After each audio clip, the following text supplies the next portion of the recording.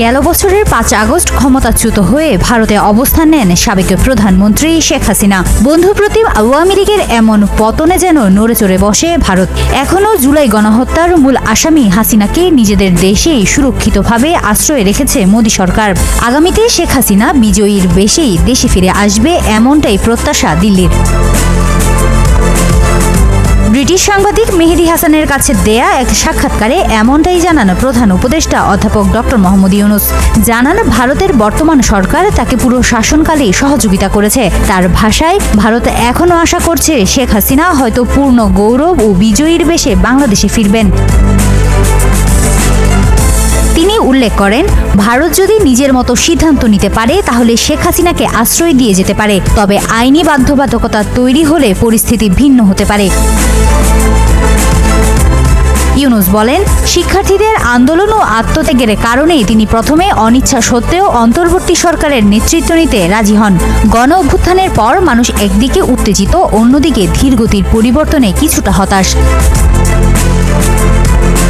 আওয়ামী লীগের অবস্থান সম্পর্কে তিনি বলেন, দলটি নিষিদ্ধ হয়নি, বরং তাদের রাজনৈতিক কার্যক্রম সাময়িকভাবে বন্ধ করা হয়েছে। তাই আপাতত তারা নির্বাচনে অংশ নিতে পারছে না, তবে যে কোনো সময় নিষেধাজ্ঞা উঠতে পারে। বাংলাদেশে সংখ্যালঘুদের উপর সহিংসতার অভিযোগ প্রসঙ্গে তিনি বলেন, এগুলোর বড় অংশই অতিরঞ্জিত বা ভুয়া খবর। এশিয়ার দুই পরাশক্তি ভারত পাকিস্তানের মধ্যে চলছে পাল্টাপাল্টি সামরিক হুমকি। কিছুদিন আগেই নিজেদের ইতিহাসের সর্বোচ্চ পাল্লার ক্ষেপণাস্ত্র অগ্নি প্রাইম উৎক্ষেপণ করেছিল ভারত। তবে এবার সেই পাল্টা জবাব হিসেবে নিজেদের ভূমি থেকে নিক্ষেপযোগ্য ভয়ঙ্কর ফাতা-4 ক্রুজ ক্ষেপণাস্ত্র ছুড়ল পাকিস্তান, যা রীতিমতো ভারতের জন্য ভয় ধরানো দুঃসংবাদ বলছেন বিশ্লেষকরা।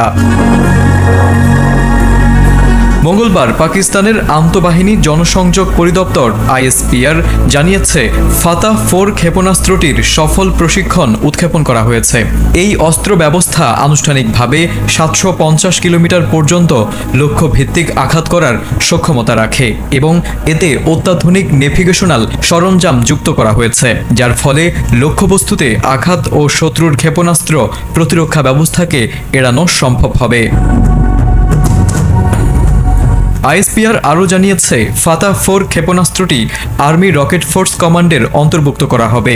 নিজেদের তৈরি এই ক্ষেপণাস্ত্রের সফল উৎক্ষেপণ দেশীয় প্রতিরক্ষা শিল্পে অগ্রগতির প্রতীক হিসেবে দেখানো হয়েছে এবং সামরিক কৌশলে এটি নতুন মাত্রা যোগ করবে বলে ধারণা করা হচ্ছে।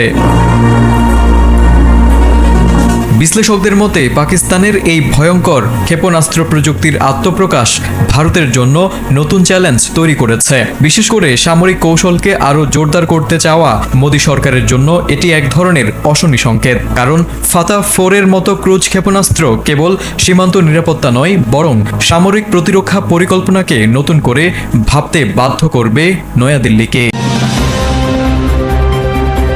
বহু বছর ধরে বিভক্ত মুসলিম বিশ্ব এবার যেন নতুনভাবে এক হতে চাইছে, আর সেই সূত্র ধরেই সামনে এসেছে এক যুগান্তকারী প্রস্তাব। পাকিস্তান ও সৌদি আরবের প্রতিরক্ষা জোটে এবার যুক্ত হতে চায় ইরান। তেহরান টাইমসের খবরে বলা হয়েছে, ইরানি বিপ্লবী ব্রিগেডিয়ার জেনারেল ইয়াহিয়া রাহিম সাফাবি সরাসরি বলেছেন, ইরান শুধু সৌদি আরব আর পাকিস্তানের সাথে নয়, চাইলে ইরাককেও সঙ্গে নিয়ে একটি সম্মিলিত নিরাপত্তা চুক্তি করা যেতে পারে। এই চুক্তির মূল ধারা অত্যন্ত গুরুত্বপূর্ণ। সেটি হলো, যে কোনো একটি দেশ আক্রান্ত হলে জোটবদ্ধ সব দেশ সেটিকে নিজেদের ওপর আক্রমণ বলে গণ্য করবে। সহজ করে বললে, 4 দেশের কেউ আক্রমণের শিকার হলে বাকিরা একসাথে প্রতিরোধে ঝাঁপিয়ে পড়বে। সাফাবি জানিয়েছেন, পাকিস্তান ইতোমধ্যেই ঘোষণা দিয়েছে এই প্রতিরক্ষা চুক্তি অন্য দেশগুলোর জন্য উন্মুক্ত, তাই ইরানের যোগদান শুধু সময়ের ব্যাপার মাত্র। তবে তিনি এটাও মনে করিয়ে দিয়েছেন, সৌদি আরব আর পাকিস্তান যুক্তরাষ্ট্রের অনুমতি ছাড়া বড় কোনো চুক্তি করতে সাহস দেখাবে না। তবু আঞ্চলিক শক্তি হিসেবে ইরানকে প্রস্তুত থাকার আহ্বান জানিয়েছেন তিনি। কাতারে ইসরায়েলের সামরিক হামলার পর পুরো অঞ্চলের কূটনৈতিক সমীকরণ বদলে যায়, আর ঠিক এক সপ্তাহ পরেই সৌদি আর পাকিস্তান প্রতিরক্ষা চুক্তি করে। চুক্তির পর আন্তর্জাতিক মহলে গুঞ্জন শুরু হয়, পাকিস্তানের পারমাণবিক কর্মসূচিও নাকি এর ভেতরে আওতাভুক্ত। তবে পাকিস্তানের প্রতিরক্ষা মন্ত্রী খাজা আসিফ স্পষ্ট জানিয়ে দিয়েছেন, চুক্তিতে কোনোভাবেই পারমাণবিক অস্ত্র সম্পৃক্ত নয়।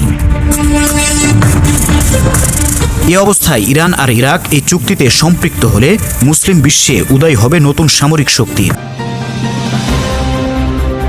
গাজায় ত্রাণবাহী একটি নৌবহর থেকে ইসরায়েলি বাহিনী 2 কলম্বিয়ান নাগরিককে আটকের পর ইসরায়েলের বিরুদ্ধে ব্যবস্থা নিল কলম্বিয়া। দেশটির প্রেসিডেন্ট গুস্তাভো পেত্রো কলম্বিয়া থেকে সকল ইসরায়েলি কূটনীতিককে বহিষ্কারের নির্দেশ দিয়েছেন। গাজাবাসীর জন্য জরুরি সাহায্য নিয়ে যাওয়া গ্লোবাল সুমুদ ফ্লোটিলা নৌবহরে ইসরায়েলি সামরিক বাহিনী হামলা চালায় এবং সেখানে থাকা 2 কলম্বিয়ান নাগরিক মানুয়েল বেদোয়া এবং লুনা বারেটোকে আটক করে। গাজার জন্য বৈশ্বিক আন্দোলন বা গ্লোবাল মুভমেন্ট টু গাজার পক্ষ থেকে এক বিবৃতিতে বলা হয়েছে, ইসরায়েলি সেনারা আন্তর্জাতিক আইন এবং জেনেভা চুক্তি লঙ্ঘন করে পুরুষদের পাশাপাশি নারীদেরকেও অবৈধভাবে আটক করছে এবং নৌবহরের বেশ কয়েকটি জাহাজে হামলা চালিয়েছে। ঘটনার প্রতিক্রিয়ায় সামাজিক যোগাযোগ মাধ্যম এক্সে প্রেসিডেন্ট পেত্রো এই ঘটনাকে ইসরায়েলি প্রধানমন্ত্রী বেনিয়ামিন নেতানিয়াহুর একটি নতুন আন্তর্জাতিক অপরাধ হিসেবে অভিহিত করেছেন।